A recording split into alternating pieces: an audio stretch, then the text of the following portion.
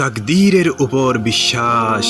আজকে এমন একটি বিষয় নিয়ে বলবো যা প্রতিটি মানুষের জানাটা খুবই জরুরি। কারণ আপনি অনেক মানুষকে দেখবেন তাকদীরের প্রতি বিশ্বাস করে না। হ্যাঁ, এটাই সত্য।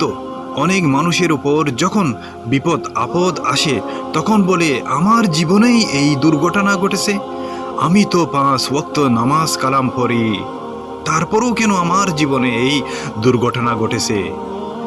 আসলে এটাই হচ্ছে মূলত তাকদীরকে অস্বীকার করা। যে তাকদীরকে অস্বীকার করে সে কখনো মুসলিম হতে পারে না। আমাদের জীবনে যাই ঘটুক না কেন সবই আল্লাহ তাআলা লিখে রেখেছেন।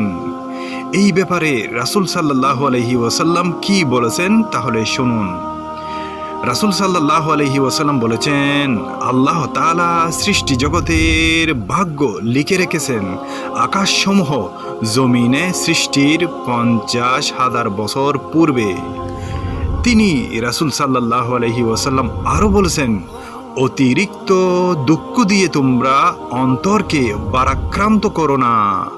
যা নির্ধারিত হয়েছে তা অবশ্যই ঘটবে, আর তোমাদের যে রিজিক দেয়া হয়েছে তা অবশ্যই তোমার কাছে পৌঁছে যাবে।